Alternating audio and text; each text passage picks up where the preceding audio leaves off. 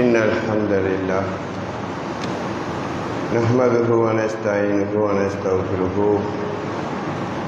ونعوذ بالله من شرور أنفسنا ومن سيئات أعمالنا من يهده الله فلا مضل له ومن يضلل فلا هادي له وأشهد أن لا إله إلا الله وحده لا شريك له وأشهد أن محمدا عبده ورسوله أما بعد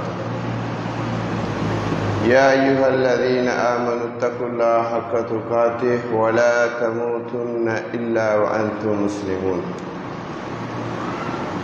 فإن أصدق الحديث كتاب الله وخير الحديث هدي محمد صلى الله عليه وسلم وشر الأمور محدثاتها وكل محدثة بدعة وكل بدعة ضلالة وكل ضلالة في النار. புகழனைத்தும் ஏகன் அல்லாஹ் ஒருவனுக்கே சொந்தமானது. கருணையும் சலாமும் கண்மணி நபிகள் நாயகம் ஸல்லல்லாஹு அலைஹி வஸல்லம் அவர்கள் மீதிலும் அன்னவர்களுடைய வாழ்க்கையை தங்கள் உயிரிலும் மேலாக ஏற்று பின்பற்றி வாழக்கூடிய அத்தனை நல்லடியார்கள் மீதிலும் உண்டாகட்டுமாக. பேரன்பார்ந்த இஸ்லாமிய சகோதரர்களே, அல்லாஹுவின் நல்லடியார்களே, இன்றைய வெள்ளி குத்துபாவிலே திருமறை குர்ஆனிலே வரக்கூடிய 7வது அத்தியாயம் 164வது வசனம். அந்த வசனத்தின் ஊடாக அல்லாஹு தஆலா மனித சமுதாயத்திற்கு சொல்லக்கூடிய அடிப்படையான சில செய்திகளை உங்களுக்கு நினைவுபடுத்த நான் ஆசைப்படுகிறேன். பேரன்பார்ந்த இஸ்லாமிய சகோதரர்களே, நபிகள் நாயகம் ஸல்லல்லாஹு அலைஹி வஸல்லம் அவர்களுக்கு முன்பு வாழ்ந்த ஒரு சமுதாயம், அவர்கள் கடற்கரை ஓரமாக தங்களுடைய வாழ்க்கையை அவர்கள் வாழ்ந்து கொண்டிருக்கிறார்கள். அந்த சமுதாயத்தினுடைய அடிப்படையான வாழ்வாதாரமாக, வருமானமாக மீன்பிடி தொழில் அமைந்திருக்கிறது. அல்லாஹு தஆலா அந்த சமுதாயத்திலே சனிக்கிழமை மீன் பிடிப்பதை அவர்களுக்கு தடை செய்கிறார். ஏனென்றால் அந்த நாளிலே தான் அதிகமான மீன்கள் பிடிபடக்கூடிய ஒரு நிலையை அல்லாஹு தஆலா உருவாக்கி வைத்திருந்தார். அவ்வாறு உருவாக்கிவிட்டு நாம் எல்லாம் நம்முடைய பாஷையில் சீசன் டைம் என்று சொல்லுவோமே, அதுபோன்று அந்த ஊர் மக்களினுடைய பொருளாதாரத்திற்கான ஒரு சீசனாக அந்த சனிக்கிழமை அமைந்திருக்கிறது. அல்லாஹு தஆலா அந்த சமுதாயத்தை சோதிப்பதற்கு நாடுகிறார். அவர்களுக்கு சனிக்கிழமை நீங்கள் மீன் பிடிக்காதீர்கள் என்ற உத்தரவு வருகிறது. அந்த சமுதாயத்திலே ஒரு சாரார் என்ன நினைக்கிறார்கள் என்றால், நாங்கள் சனிக்கிழமை அல்லாஹ்வினுடைய கட்டளையை மீறாமல் மீன் பிடிக்காமல் இருக்கவும் வேண்டும். ஆனால் இந்த சீசனை கை நழுவி விடவும் கூடாது. என்ன செய்யலாம்? வெள்ளிக்கிழமையே சென்று அவர்கள் பெரும் அகழிகளை குழிகளை தோண்டுகிறார்கள். அந்த குழிகளில் மீன்கள் எல்லாம் வந்து நிறைந்து விடும். சனிக்கிழமை அல்லாஹ்வினுடைய உத்தரவுக்கு ஏற்ப அவர்கள் மீன் பிடிக்க மாட்டார்கள். ஆனால் ஞாயிற்றுக்கிழமை சென்று அந்த குழிகளில் நிறைந்து காணப்படுகிற மீன்களை எல்லாம் பிடித்து கொண்டு வந்து விடுவார்கள். இப்ப இவர்களுடைய கணக்குப்படி அல்லாஹ்வினுடைய கட்டளையை நேரடியாக அவர்கள் மீறவும் இல்லை. யாரெல்லாம் நீ சனிக்கிழமை மீன் பிடிக்காத என்று உத்தரவிட்டால் நாங்கள் யாரும் சனிக்கிழமை மீன் பிடிக்கவில்லை. ஆனால் கிடைக்க வேண்டிய வருவாயையும் அவர்கள் மிஸ் பண்ணவில்லை. ஞாயிற்றுக்கிழமை அந்த எல்லா மீன்களையும் பிடித்து கொண்டு வந்து விட்டார்கள். இப்படி அல்லாஹ்வுக்கே ஒரு தந்திரத்தை செய்து தங்களுடைய தவறை நியாயப்படுத்துகிற ஒரு முயற்சியில் ஒரு சாரார் அந்த ஊரிலே களமிறங்கினார்கள். இது ஒரு அயோக்கியத்தனம். அல்லாஹ்வினுடைய கட்டளையை மீறக்கூடிய ஒரு பிடிப்பதல்ல, அதனுடைய வருமானத்தையே கூடாது என்பதற்காகத்தான் அல்லாஹ் தடை செஞ்சான். நீங்க வெள்ளிக்கிழமை போய் குழிய தோண்டுவீங்களாம், ஞாயிற்றுக்கிழமை மீன்களை எல்லாம் பிடித்துக் கொள்வீர்களாம். கேட்டால் அல்லாஹ்வின் கட்டளையை நாங்கள் மீறவில்லை என்று சொன்னால் இது தந்திரம் இல்லையா? இது அல்லாஹ்வோடு விளையாடுகிற ஒரு விளையாட்டாக உங்களுக்கு விளங்கவில்லையா? எனவே இது ஒரு வரம்பு மீறுகிற செயல், இது பாவம், இதை செய்யாதீர்கள் என்று ஒரு சாரார் அந்த ஊரிலே உள்ள நல்லவர்கள் அந்த தப்பை சூழ்ச்சியை செய்கின்றவர்களை தடுத்தார்கள். இவர்கள் தடுக்கும் போது மூன்றாவது ஒரு சாரார் அந்த இடத்திலே இப்பொழுது வருகிறார்கள். அந்த சாரார் என்ன சொல்லுகிறார்கள்? அல்லாஹ் திருமறை குர்ஆன்ல சொல்லி காட்டுகிறான், வைத் காலத் உம்மத்தும் மின்ஹும், அந்த சமுதாயத்திலே இருந்து ஒரு கூட்டம் வந்தார்கள். லிம தைலூன கௌமன், பாவத்தை தடுக்கக்கூடிய மனிதர்களை பார்த்து அந்த மூன்றாவது சாரார் சொன்னார்களாம், ஏனப்பா உங்களுக்கு தேவையில்லாத வேலை, லிம தைலூன கௌமன், இந்த சமூகத்திற்கு ஏன் நீங்கள் உபதேசம் செய்கிறீர்கள்? ஏன் பாவத்தை தடுக்கிறீங்க? ஏன் மீன் பிடிக்க வேண்டாம் என்று ஏவுகிறீர்கள்? ஏன் இவர்களுக்கு இந்த உபதேசத்தை நீங்கள் செய்ய வேண்டும்?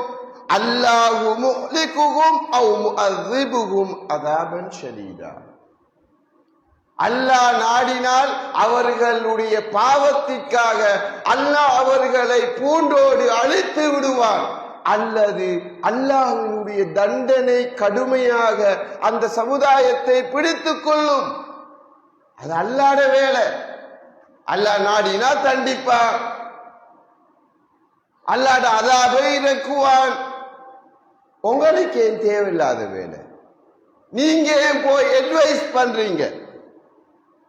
நீங்க ஏன் அந்த ஊர்ல போய் இந்த தீமையை தடுக்க போய் இல்லாத ஒரு குழப்பத்தை, ஒரு ஃபித்னாவை நீங்கள் ஏன் உருவாக்க வேண்டும்? இந்த மூன்று சாராரையும் நீங்கள் எல்லா சமூகத்திலும் எல்லா ஊரிலும் காணலாம். ஒரு கூட்டம் பாவம் செய்வான், அல்லாஹ்வுடைய கட்டளையை மீறுவான், அல்லாஹ்வுடைய தூதருடைய சுன்னாவுக்கு மாற்றமா நடப்பார்கள். ஒரு நல்ல கூட்டம் போய் இது ஷிர்கு, இது பித்அத்து, இது சமூக தீமை, இது அல்லாஹ் தடுத்தது, இது ஹராம், இதை செய்யாதீங்க, இது நாள மறுமையில உங்களுக்கு பெரிய கேடா வந்து முடியும், யோசிங்கப்பா, திருந்துங்கப்பா என்று உபதேசம் செய்தால் மூன்றாவது ஒரு கூட்டம் வருவாங்க. உங்களுக்கு எப்பா தேவையில்லாத வேற நல்லா இருக்கிற ஊரையே குழப்புறீங்க. அவர்கள் யார் என்றால் தங்களுக்கு ஒரு அடையாளத்தை வைத்துக் கொள்வார்கள். நாங்கள் நடுநிலைவாதிகள், நாங்கள் ஒற்றுமை விரும்பிகள், நாங்கள் சமுதாயத்தை ஐக்கியமாக வைக்க விரும்புகின்றவர்கள். இந்த ஊர்ல யாரும் பிரச்சனைப்படக்கூடாது. வட்டி எடுக்கிறானா எடுத்துட்டு போகட்டும், அல்லாஹ் பார்த்துக் கொள்வான். மகான்களிடம் சென்று கையேந்துகிறார்களா, ஏந்தி துவா கேட்கட்டும், ஷிர்குத்தா, அல்லாஹ் பார்த்துக் கொள்வான். நபி வழிக்கு மாற்றமாக கத்தம் பாத்திகா, ராத்திபு, கந்தூரி இப்படியான மார்க்கம் தடை செய்தும் ஊரு ரெண்டாகும். ஊர்ல இருக்கிற ஒற்றுமை சீர்குலைந்து விடும். அண்ணன் தம்பியாய் பழகக்கூடியவர்கள், மாமன் மச்சானாய் உறவு பாராட்டக்கூடியவர்கள், தந்தைக்கும் மகனுக்கும் இடையிலே, தாய்க்கும் மகனுக்கும் இடையிலே, நண்பர்களுக்கு மத்தியிலே பெரிய பிளவும் பகைமையும் ஏற்பட்டுவிடும். எனவே நீங்கள் பாவத்தை, ஷிர்கை, பித்அத்தை, சமூக தீமைகளை தடுக்காதீங்க. வாயை பொத்திக் கொண்டு நீங்க மௌனமாயிருந்தாலே பெரிய விஷயம். இப்படி ஒரு சாரார் எல்லா காலகட்டத்திலும் எல்லா ஊர்களிலும் இருப்பார்கள். அல்லாஹ் அந்த மூன்று சாராரைத்தான் இந்த வசனத்திலே சொல்லி காட்டுகிறான். ஒரு கூட்டம் அல்லாஹ்வின் கட்டளையை மீறி பாவம் செய்கிறார்கள், ஒரு கூட்டம் அதை தடுக்கிறார்கள், மூன்றாவது கூட்டம் தடுப்பவர்களோடு கைகோர்க்காமல் பாவம் செய்பவர்களுக்கு சார்பாக பேசுகிறார்கள். ஏன் உங்களுக்கு தேவையில்லாத வேலை? அந்த நேரத்திலே அந்த தீமையை, பாவத்தை செய்த அந்த மக்களை தடுத்தார்களே நல்லவர்கள், அவர்கள் சொன்ன ஒரு பதிலை அல் குர்ஆன் எங்களுக்கு சொல்லி காட்டுகிறது. அவர்கள் என்ன சொன்னார்கள்? காலு, அவர்கள் கூறினார்கள், மஅதிரதன் இலா ரப்பிக்கும், மஅதிரதன் இலா ரப்பிக்கும், நாங்கள் ஏன் இந்த தீமையை தடுக்கிறோம் தெரியுமா? வாழ்க்கை என்பது இந்த உலகத்தோடு முற்று பெறுகின்ற ஒன்று அல்ல. வாழ்க்கை இந்த உலகத்தோடு முடிந்து விடுமா? மண்ணோடு மண்ணாக நாங்கள் உக்கி காணாமல் போய்விடுவோமா? இல்லை. மறுமை என்று ஒரு நாள் இருக்கிறது, விசாரணை என்று ஒரு தினம் இருக்கிறது. அந்த நாளிலே வஜாஅ ரப்புக் வல் மலாயிகத்து ஸஃபன் ஸஃபா, மலக்குமார்கள் எல்லாம் அணி அணியாக நிற்கின்ற போது வஜாஅ ரப்புக், உங்கள் ரப்பு அல்லாஹ் வருவான்.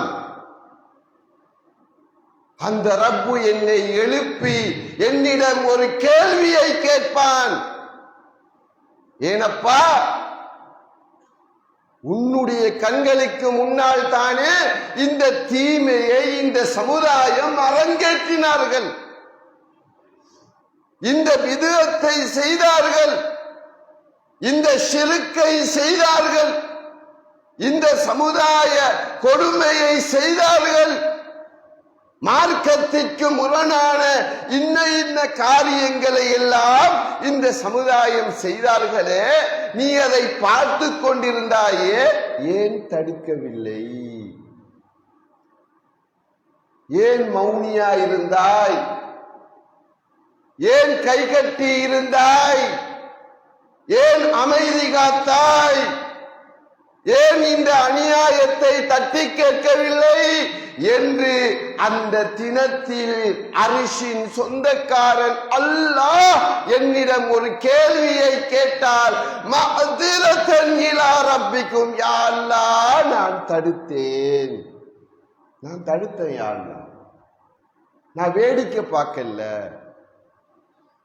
நான் சும்மா இருக்கல. என்ற கண்ணு முன்னுக்கு நடக்கிற அக்கிரமங்களை, மார்க்க முரணான செயல்களை பார்த்து நான் அதற்காக இந்த தீமையை நாங்கள் தடுக்கிறோம். இந்த பதிலை அந்த நல்லவர்கள் சொன்னார்கள் என்று அல் குர்ஆன் எங்களுக்கு சொல்லி காட்டுகிறது என்றால், இதிலிருந்து நாம் பெறக்கூடிய அடிப்படையான ஒரு படிப்பினை இருக்கிறது. அழைப்பு பணி, மார்க்கத்தை மக்களுக்கு எத்தி வைக்கின்ற அந்த மகத்தான பணி இருக்கிறது. அந்த பணியின் அடிப்படையான இலக்கு நான் மறுமையில் தப்ப வேண்டும் என்பது. நாம் ஏன் தவ்வா செய்யணும்? நாம ஏன் நன்மையை ஏவி தீமையை தடுக்க வேண்டும்? எல்லாரையும் போல எந்த வீடு, எந்த மனைவி, எந்த பிள்ளைகள், எந்த குடும்பம் என்று நல்ல சொகுசாக நிம்மதியாக இருந்துவிட்டு போகலாமே. ஏன் ஒரு பள்ளியை நிறுவ வேண்டும்? ஏன் அதை பற்றி திட்டம் தீட்ட வேண்டும்? இந்த ஊரினுடைய விவகாரங்களை ஏன் நாங்கள் சிந்திக்க வேண்டும்? ஏன் சின்ன பிள்ளைகளை பற்றி சிந்திக்க வேண்டும்? ஏன் பெண்கள் பயானை பற்றி சிந்திக்க வேண்டும்? இந்த ஊரில் நடக்கிற தீமைகளை ஒழிப்பதை பற்றி நாம் ஏன் சிந்திக்க வேண்டும்? அதை சிந்திச்சாலே பிரச்சனை தானே வருகிறது. நல்லா இருந்த பேருக்கு களங்கம் தானே ஏற்படுகிறது. ஒரு கௌரவமான இடத்தில் குழப்பவாதி என்ற ஒரு பட்டம் தானே சூட்டப்படுகிறது. ஏன் தேவையில்லாத வேலை நமக்கு? ஏனென்றால் நாளை மறுமையில நான் தப்போம், அல்லாஹ்வினுடைய பிடியில் இருந்து நான் தப்ப வேண்டுமானால் இந்த உலகத்தில் இந்த தீமைகளுக்கு எதிராக பிரச்சாரம் செய்கின்ற அந்த தவ்வாவை நான் செய்தாக வேண்டும். எனவே இது ஒரு தவ்வாவினுடைய அடிப்படையான இலக்கு, நான் தப்ப வேண்டும் என்பது. திருமறை குர்ஆனில் சூரா யாசீன் அந்த 36வது அத்தியாயத்தில் 20 முதல் 27 வரையான வசனங்கள்.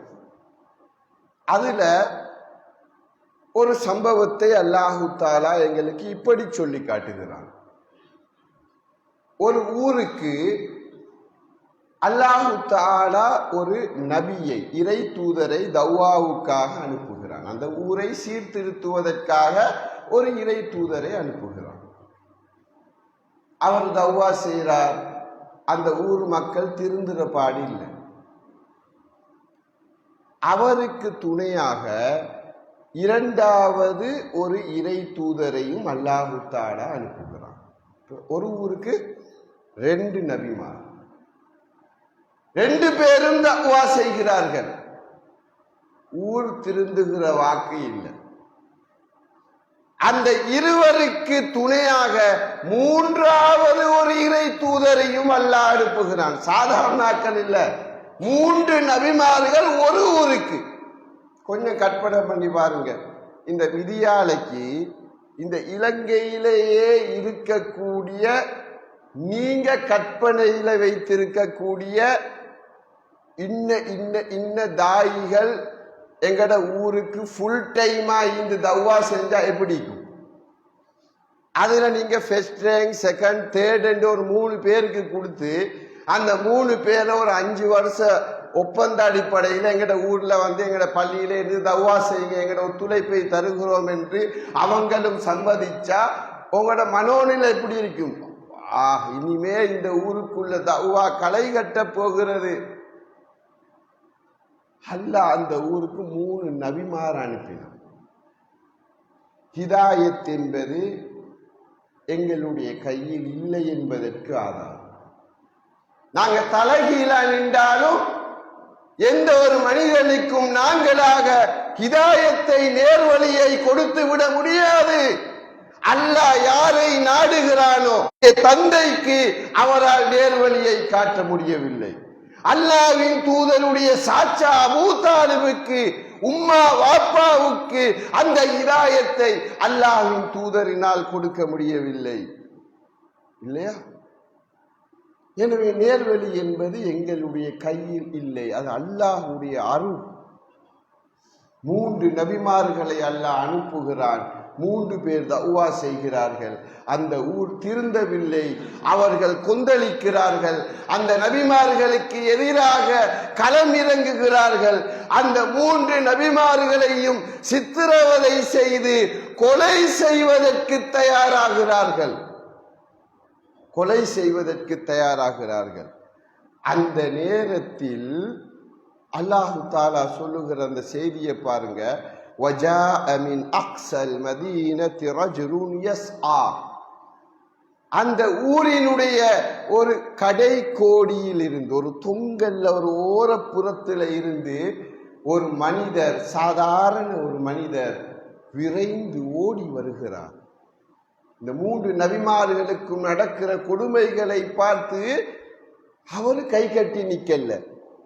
இந்த 3 நபிமாராலேயே சாதிக்க முடியாதத சாதாரண பாமரன் நான் எப்படி இந்த ஊரை திருத்துறது? நாம் அப்படித்தானே யோசிப்போம். இன்னும் பெரிய தாயாலேயே முடியாத ஒரு காரியத்தை நான் எப்படி செய்யறது? நான் சொல்லி இந்த ஊரு திருந்துமா? நாங்கள் நிறைய பேர் அப்படித்தான் யோசிக்கிறோம். எனக்கு ஏழுமா? நான் என்ன படிச்சிருக்கிறேன்? எனக்கு என்ன? யாரின் மூலம் எந்த இடத்தில் மாற்றம் ஏற்படும் என்பது எங்களுக்கு தெரியாது. அந்த சாதாரண மனிதர் ஓடோடி வருகிறார். வந்து அந்த ஊர் மக்களை பார்த்து சொல்கிறார், யா கௌமி, என் சமுதாயமே, இத்தபிஉல் முர்சலீன் இத்தபிஉ மல்லா யஸ்அலுக்கும் அஜ்ரன் வஹும் முஹ்ததூன். நேர்வழி பெற்ற இந்த தஅவாவை செய்வதற்காக கூலி வாங்காத, இந்த தஅவாவை செய்யறதுக்கு உங்கள்ட்ட அவங்க சம்பளம் கேட்கல, காசு பணம் உங்களிடம் கேட்கவில்லை.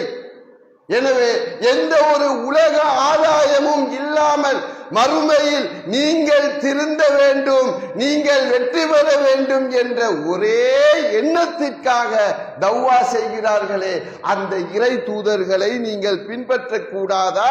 இன்னி ஆமன்து பிரப்பிக்கும் ஃபஸ்மஊன், என்னுடைய உங்களுடைய இறைவனை நான் ஈமான் கொண்டு விட்டேன். அந்த ஆள் தண்ட கொள்கையை அப்படியே பகிரங்கமாக சொல்லுகிறார். நான் உங்களோட ரப்பை ஈமான் கொண்டு விட்டேன். ஃபஸ்மஊன், என்னுடைய பேச்சுக்கு நீங்கள் செவிசாய்க்க மாட்டீர்களா? ஒரு சாதாரண மனிதர் எனக்கு ஏன் தேவையில்லாத வேலை என்று அவர் சிந்திக்கவில்லை. ஒரு தீமை நடக்கிறது என்றால் அதை நபிமார்களால் முடியாவிட்டாலும் எனக்கு என்று ஒரு அமானிதம் இருக்கிறது, ஒரு கடமை இருக்கிறது. என் சக்திக்கு உட்பட்ட அளவில் அந்த தீமையை எதிர்க்கிற அமானிதம், அந்த கடமையை நான் செய்தாக வேண்டும். அந்த மனிதர் அதைத்தான் அந்த இடத்திலே செய்தார். உடனடியாக அடுத்த வசனத்தில் அல்லாஹ் சொல்கிறான், கீழ உதுகுலில் ஜன்னா. அந்த மனிதருக்கு சொல்லப்பட்டது, நீங்கள் சொர்க்கத்துக்குள் நுழைந்து விடுங்கள், நீங்கள் சொர்க்கத்துக்குள் நுழைந்து விடுங்கள். என்ன நடந்தது? ஆளை கொண்டுட்டாங்க. அந்த சாதாரண மனிதரை அந்த ஊர் மக்கள் கொலை செய்து விட்டார்கள். உடனே இவர் அல்லாஹ் கிட்ட போய் கேட்கிறாரு, யா லைத்த கௌமி யஅலமூன் பிமா கஃபர லி ரப்பி வஜஅலனி மினல் முக்ரமீன். யா அல்லாஹ், எனக்கு ஒரு சான்ஸ் தான், எனக்கு ஒரு வாய்ப்பை தான், நான் இந்த உலகத்திற்கு மீண்டு செல்ல வேண்டும். என் பாவங்களை எல்லாம் என்னுடைய ரப்பு மன்னித்து விட்டான். கண்ணியமானவர்களோடு என்னை என் இறைவன் சேர்த்து விட்டான்.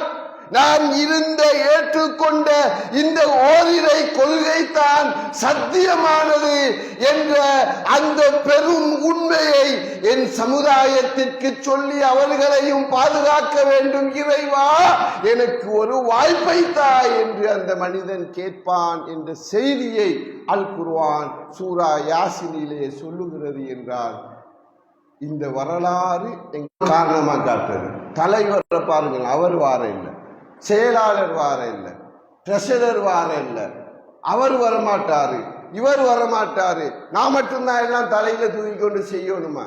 செய்யுங்க. ஒருவர் இருக்கிறீர்களா, நீங்கள் உங்கள் அமானிதத்தை நிறைவேற்றுங்கள். நீங்க தனியா தானே நாளைக்கு ரப்ப சந்திக்க போறீங்க, தனியாகத்தானே உங்கள் இறைவனை சந்திக்க செல்ல இருக்கிறீர்கள். உங்களுடைய சக்திக்கு உட்பட்டு நீங்கள் எந்த தக்வாவை செய்தீர்கள் என்று அல்லாஹ் உங்களிடம்தான் கேட்க போகிறான். அதுக்கு பதிலை நீங்கள் தான் தயார் செய்து வைத்துக் கொள்ள வேண்டும். தலைவரையோ செயலாளரையோ ஊர் மக்களையோ ஒத்துழைக்க யாருமே இல்லை என்ற வாதங்களை வைத்து இந்த பணியில் இருந்து நாங்கள் தட்டி கழிக்க முடியாது என்ற செய்தியைத்தான் அல் குர்ஆனின் இந்த 2 நிகழ்வுகளும் எங்களுக்கு சொல்லி காட்டுகிறது. எனவே அந்த அமானிதத்தை உணர்ந்து நன்மையை ஏவி தீமையை தடுக்கக்கூடிய நன்மக்களாக என்னையும் உங்களையும் எல்லாம் வல்ல அல்லாஹ் தஆலா ஆக்கியருள்வானாக.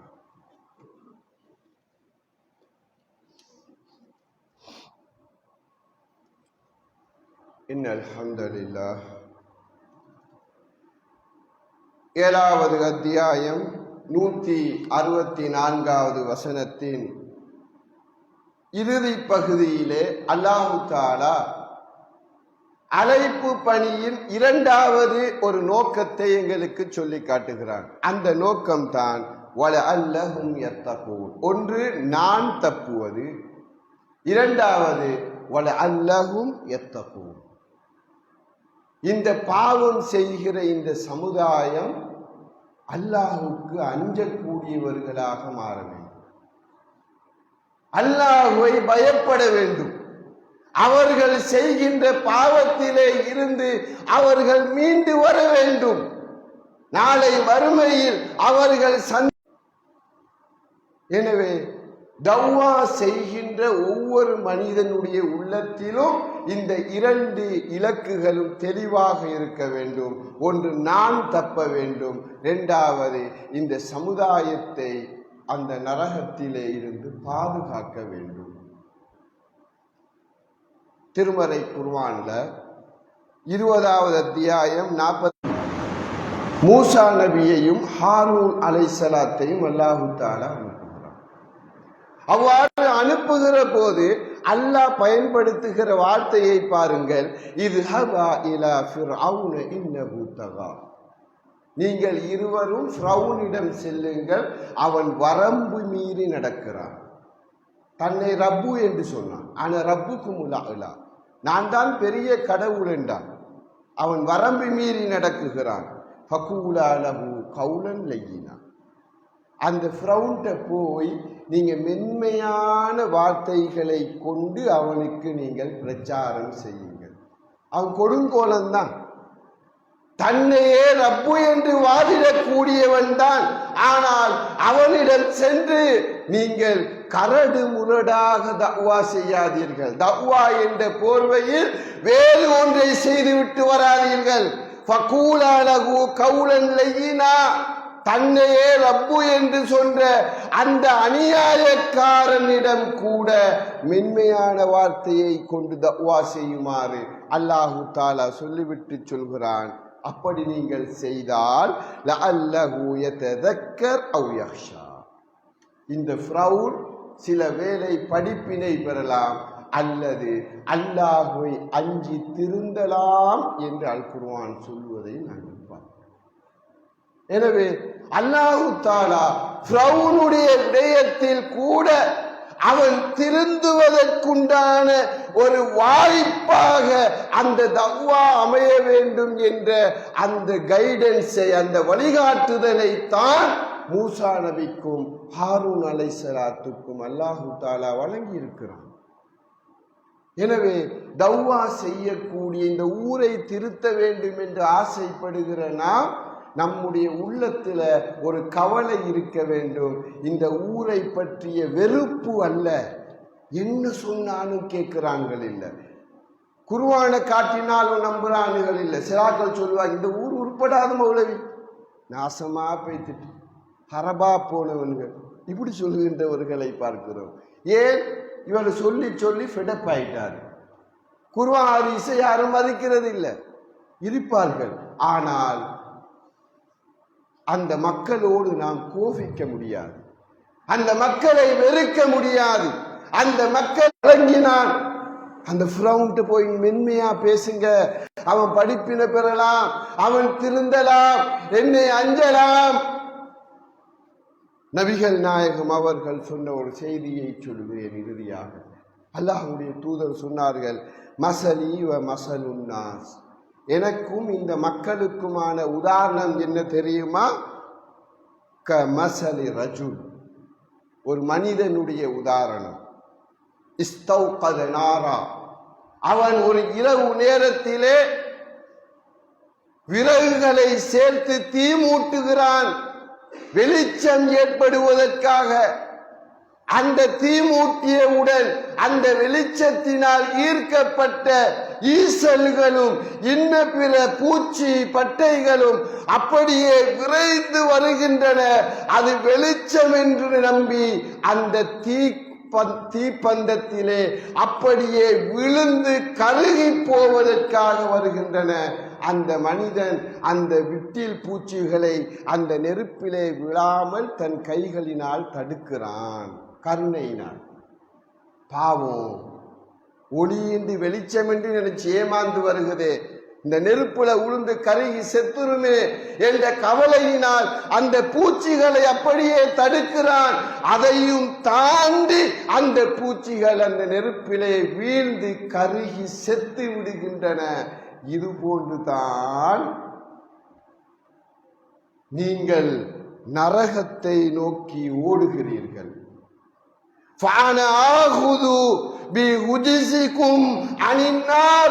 உங்கள் இடுப்பை பிடித்து நரகத்தில் இருந்து உங்களை நான் பாதுகாக்க நினைக்கிறேன். ஆனால் என் கைகளை உதறிவிட்டு நீங்கள் நரகத்துக்குள் அல்லவா நுழைகிறீர்கள் என்று அல்லாஹ்வின் தூதர் சொல்கிறார். ரசூலுல்லாஹ்வுடைய உள்ளத்தில் இருந்து அந்த கவலையை பாருங்கள். இந்த சமூகத்தில் யாரும் நாளை மறுமையில் தோல்வியை தழுவிவிடக் கூடாது. நரகம் என்கின்ற அந்த அதல பாதாளத்திலே வீழ்ந்து விடக்கூடாது.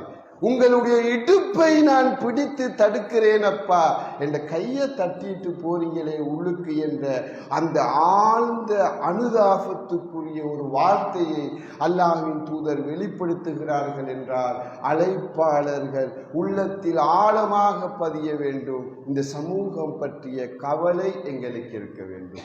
ஒரு நாளும் இந்த சமூகத்தை பற்றிய வெறுப்புணர்வு எங்களுக்கு வந்துவிடக் கூடாது. அத்தகைய கவலை உணர்வுதான் இந்த பணியிலே